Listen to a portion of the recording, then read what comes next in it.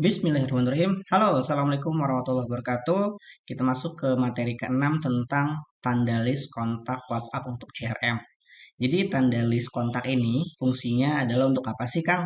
Kenapa sih harus ditandain? Nah, kita akan bahas pada materi kali ini. Jadi fungsinya adalah untuk membedakan dan sebagai informasi status pembeli tersebut.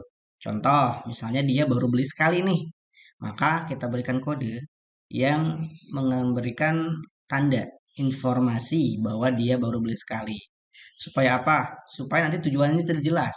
Goals kita jelas. Follow up dia, melakukan pendekatan ke dia jelas. Selain menyambung silaturahim, berarti kita supaya dia akhirnya beli lagi. Nah, next misalnya ini dia statusnya adalah sudah menjadi seorang pelanggan. Kalau dalam konteks saya, pelanggan itu adalah orang-orang yang sudah beli minimal 2 kali.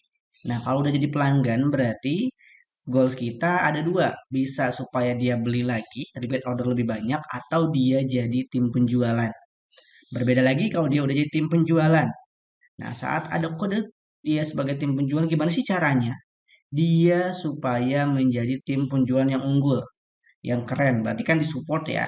Nah, dengan memberikan kode seperti ini, kita bisa membedakan treatment atau apa sih yang harus kita lakukan kepada orang tersebut karena goalsnya akan beda-beda. Tujuannya akan beda-beda. Ada yang supaya beli kedua kalinya, beli ketiga kalinya, supaya tim penjualan. Yang dia tim penjualan semoga dia bisa penjualannya lebih besar dengan support-support yang kita berikan. Makanya, list kontak ini penting untuk apa? Untuk memberikan tanda orang ini sebagai apa? Supaya nanti teman-temanku nggak bingung ya, nggak bingung gimana caranya untuk bisa menaikkan penjualannya melalui teknik CRM-nya. Nah, kalau dari sisi saya biasanya sebagai contoh memberikan kode ya, memberikan kode di depan kontak namanya, baik WhatsApp atau telepon biasa. Nah, biasanya kita ada beberapa, kalau dari sisi saya ada PEM, PEM artinya pembeli baru beli 1 kali. Misalnya pembeli namanya Kang Ega, berarti pembelinya sama kontaknya di PEM Kang Ega. Bisa pembeli Kang Ega mungkin tak belakang tambahin nama produk juga boleh apa yang pernah dibeli.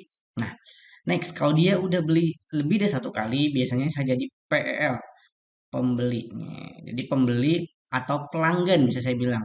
Ini kalau misalnya baru beli 1 kali berarti pembeli, kalau udah beli 2 kali saya sebut sebagai pelanggan. Jadi pembeli yang sudah repeat order minimal 1 kali. Mungkin dia sudah 2 kali, 3 kali, 4 kali. Nah, next adalah tim penjualan. Biasanya saya berikan nama kode tim sebagai contoh. Maka ini adalah tim penjualan atau reseller. Nah, kalau orang-orang yang memang tim penjualan yang penjualan bagus, biasanya saya ganti kontaknya jadi base, tim penjualan terbaik kita. Ya, gitu ya. Jadi tim penjualan terbaik kita berikan kode base. Jadi, fungsi dari kode-kode ini adalah supaya yang tadinya pembeli, mungkin supaya jadi beli lagi. Kalau beli lagi, supaya jadi tim penjualan. Seperti yang tadinya tim penjualan biasa aja, menjadi tim penjualan yang oke, dengan ada pembinaan, support, dan lainnya. Terus teman-teman yang menggunakan WhatsApp bisnis, saran saya gunakan juga fitur labelnya untuk keperluan ini supaya lebih memudahkan. Dan yang paling terpenting adalah teman-teman bisa buat kodenya sendiri. Nggak harus ngikutin dari saya. Teman-teman berikan kode untuk pembeli teman-teman, pelanggan teman-teman, tim penjualan, reseller, atau tim-tim yang emang udah oke penjualannya dengan kode yang berbeda. Kang, tenang kok, saya mah inget kok sama orang-orangnya, Kang. Misalnya. Nah, ya inget kalau baru cuma 100 orang, 200 orang. Kalau udah ribuan kumaha, bingung ya. Makanya ini untuk meminimalisasi, meminimalkan teman-teman lupa.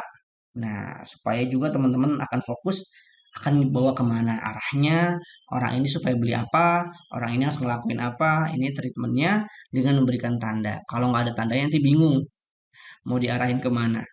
Dan dengan tanda ini juga teman-teman nggak bisa memberikan satu copy rating untuk orang-orang yang sudah beli.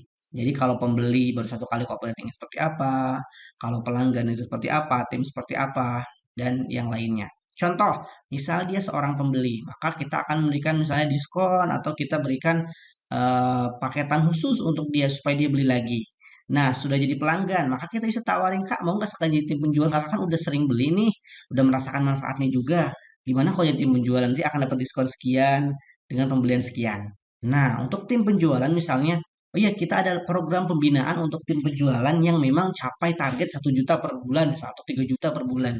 Nanti bisa ikut program ini, gitu. Atau teman-teman memberikan panduan-panduan, oh iya, yang benar-benar mau serius, saya bina, silakan join grup ini. Nanti dibina satu persatu, dan diseleksi mana yang emang serius, berarti lanjut, kalau enggak, ya udah stop aja.